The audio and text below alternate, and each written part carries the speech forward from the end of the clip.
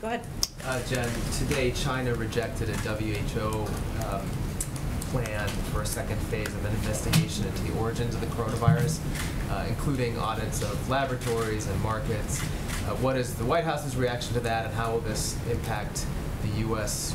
dealing with China on this going forward? Well, let me first reiterate that the United States, supports the WHO plan for Phase 2, which commits to ensuring these studies are scientific, transparent, expert-led, and free from interference. We have certainly seen the PRC's comments, again, rejecting Phase 2 of a WHO study. We're deeply disappointed. Their position is irresponsible and, frankly, dangerous. Alongside other member states around the world, we continue to call for China to provide the needed access to data and samples. And this is critical so we can understand to prevent the next pandemic. This is about saving lives in the future, and it's not a time to be stonewalling.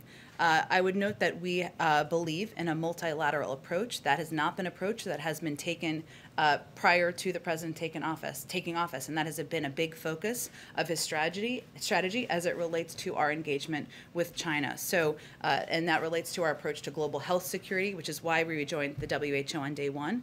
Unfortunately, Phase 1, as you all know, did not yield the data and access from China that we think is necessary. But our support for a multilateral approach and the Phase 2 plan is because it's rigorous and science-based. But most importantly, it's not just the United States calling for this. As a part of our renewed engagement and our efforts to build a coalition of support around the world with allies and partners, we're joined by the international community on this. Partners and multilateral organizations who are also calling for and pressuring China to be engaged in the second phase of this discussion. I would also note, I'm almost done, there's a lot to say about this topic. In Cornwall, at which many of you were with us for that trip, the G7 leaders together called for a transparent, evidence-based investigation, including in China. And after the Phase 1 study, we were joined by allies and partners across the world in a joint statement calling for a transparent and independent analysis, expressing our concerns over the lack of access and urging momentum. It's clear China isn't living up to their obligations.